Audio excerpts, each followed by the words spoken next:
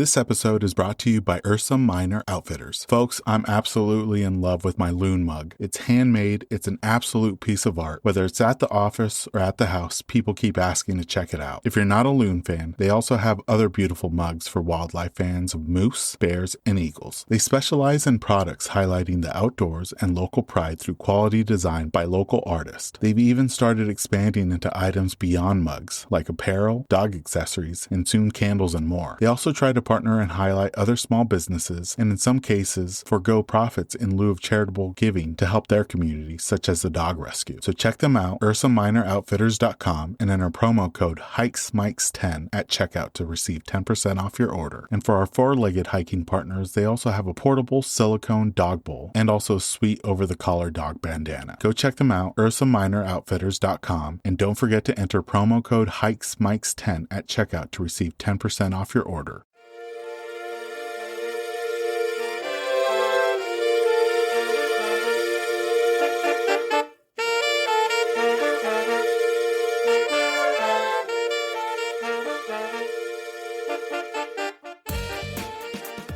Welcome everyone to the latest episode of the Hikes and Mikes podcast. I'm your host Ivan, and I'm excited to share this new episode with you. Each week I'll be hitting the trails asking guest questions about hiking while hiking. I'll be packing my portable recording studio up and setting up near the summit of a mountain or next to one of the many waterfalls I'm chasing. I've recently returned to the Pacific Northwest after nearly 10 years away, and I'm reacquainting myself with some of my old favorite hikes and discovering some new ones along the way. Like many of you, hiking holds a special place in my heart. For the podcast, I only engage with those that engage with me first. I also don't set up the recording equipment on the trail itself or at one of the main viewpoints. For those that are curious as to why there's a table, chairs, and a microphone set up near the trail, I tell them about the podcast, and if they seem interested, then I ask them if they'd like to be a guest. Guests are asked 10 open-ended questions about hiking, and we finish it off with a speed round of this or that questions, also related to hiking. Today's episode is on the Eagle Creek Trail, just outside of Cascade Locks in Oregon.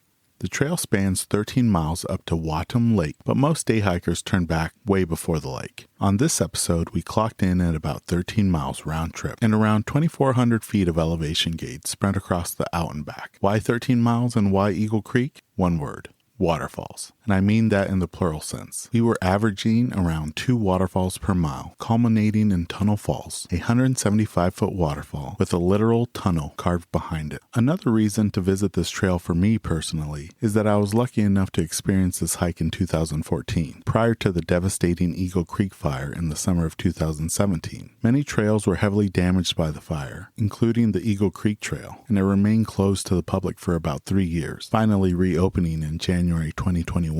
Unfortunately, multiple landslides throughout the last 2 years has seen the trail be closed for several weeks and months at a time. The scars from the fire are visible throughout the trail, and it has changed the landscape, but it is healing and it is recovering. While I'm not 100% certain, I think the fire ended up exposing some additional waterfalls that were not visible from the trail prior to 2017. Without further ado, let's jump into this week's episode with our guest, Rachael.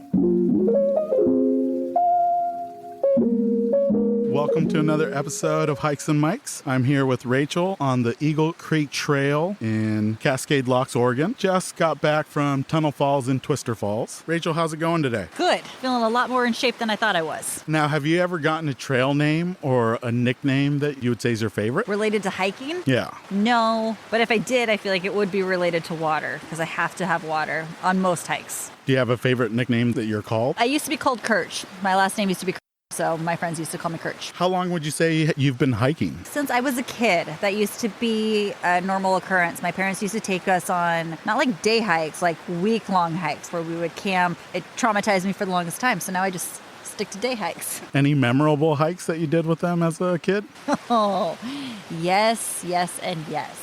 There was one hike, and I honestly should know where we went. It was a week-long hike. We had our friends drop us off at the trailhead. My dad, I remember the night before, had mapped out all of our food, breakfast, lunch, dinner, desserts. We were set. And then one night we realized we're short food, and we did not turn around.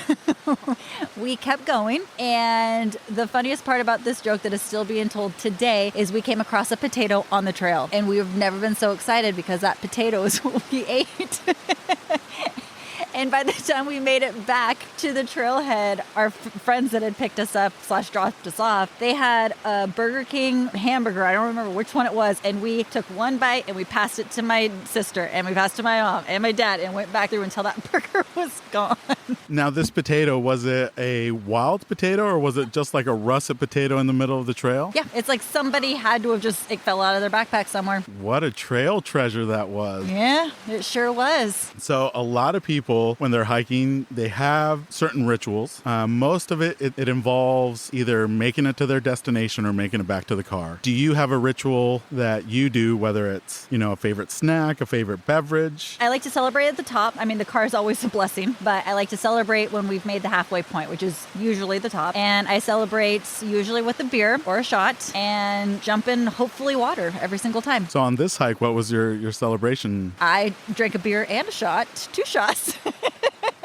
And jumped in the water. So you hit all of them. I did it all. Now, we're in the middle of hiking season for the summer. Do you have a favorite hike, whether in-state or out-of-state? I think I'm one of those hikers that I love the idea of hiking, but it always takes friends to say, like, hey, we should go. Otherwise, I probably would never wake up and say, hey, I'm going to go for a hike. You actually introduced me to Kulchuk, and that is by far one of my favorite hikes that I think I have done every single year since you introduced it to me. That is my ultimate favorite hike. That day was like perfect. The sun was out, no clouds, no wind. It was just a beautiful day up there. And now I think you've made it past Kulchuk multiple times, through Asgard Pass and through the enchantments, all in a single day. Now, what would you consider to be your MVP piece of hiking gear? Ooh, socks. I have this weird thing with socks. If I put clean socks on and it doesn't match with an outfit, I take them off. They're considered dirty. And I finally found socks that are comfortable, that I don't get blisters on. And it's like the one time I always remember to bring a second pair of socks. Do you have a particular brand that you're a fan of? I do, and I don't remember what they are, but I'm wearing them.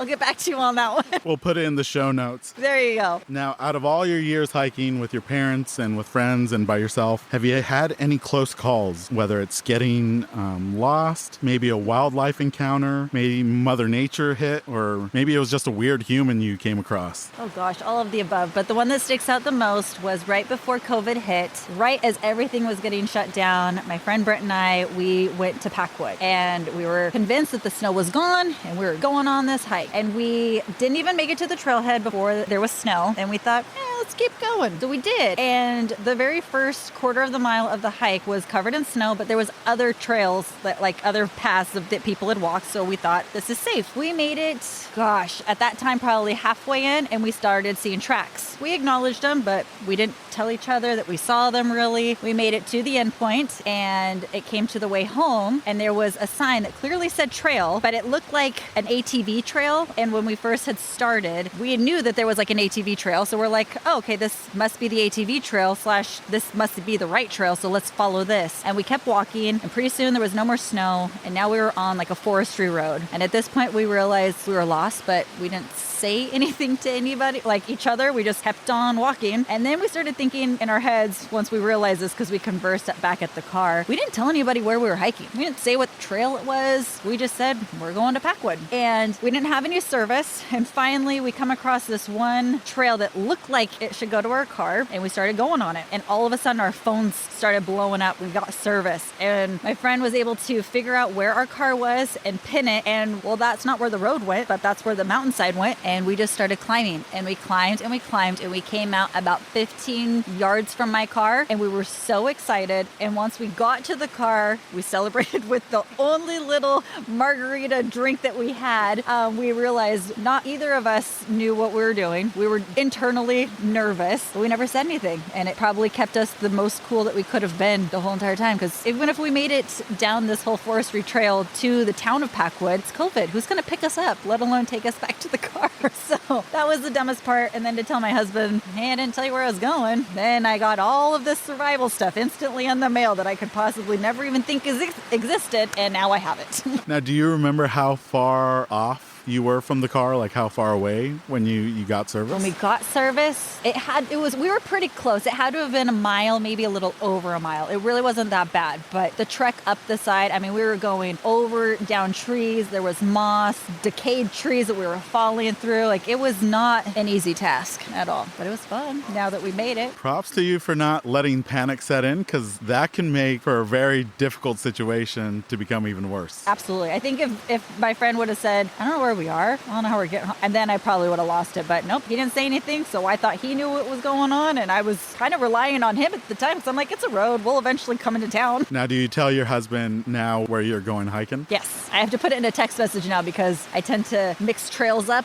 what I think they should be called versus what they actually are called. We're halfway done with this hike. What are your overall thoughts on Eagle Creek? I would totally do this hike again. This was probably one of the most beautiful hikes I've been on, in that there's so many waterfalls and there's water all of the time. And for the most part, it's shaded. So even on a hot day like this, you're not in the sun too long. Now, I think I know your answer, but is there any specific tips that you would tell hikers that are on this trail to follow or to do? Go past the tunnel. The tunnel is not the end. Go past the tunnel. What would you say are your hiking goals for this year?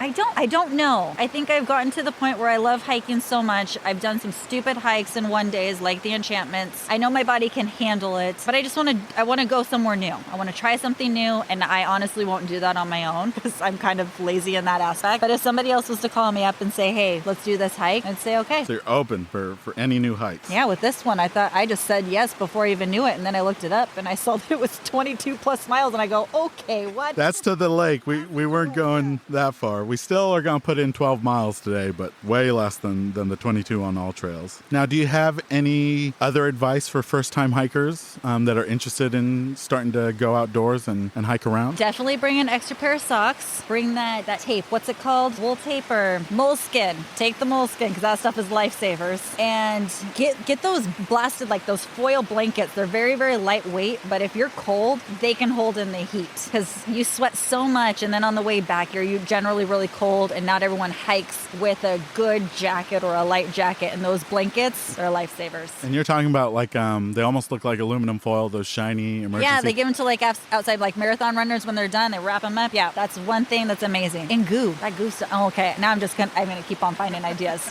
I'll stop with the blanket. Okay. Well, thank you, Rachel, for answering those questions. Now, the second half of the interview is the speed round. Have you ever played this or that? Yes. So these are going to be questions. I'm just going to give you two options, and you say whichever one comes to mind that you prefer. Okay. Ascending or descending? Ooh, ascending. Waterfalls or summits? Waterfalls. Switchbacks or straight up? Ooh, straight up. Trek poles or freehand? Freehand. Now, do you fuel up before a hike, or do you fill up afterwards? Fill up afterwards. How about bushwhack or go around? That's a tough one, but I'm going to say go around. Jump in or stay dry? Jump in. Sunsets or sunrises? Sunsets. Spring flowers or fall colors? Fall colors. And then, do you tag a hike or do you not tag a hike? I haven't tagged a hike. Thank you so much, Rachel, for being on Hikes and Mics. We're coming here from beautiful Eagle Creek Trail. We'll see you on the next one. That was a great episode with Rachel on the Eagle Creek Trail. Thank you for tuning in to this week's episode of the Hikes and Mics podcast. We'll be putting out new episodes every week throughout the summer and fall. Please be sure to like and subscribe to not miss out on those. If you'd like to see pictures and videos from each of our hikes, please be sure to follow us on Instagram. Hikes and Mics, all one word. Catch you on the next one. This episode's music was created by Ketsa. Follow him on Instagram at Ketsa Music.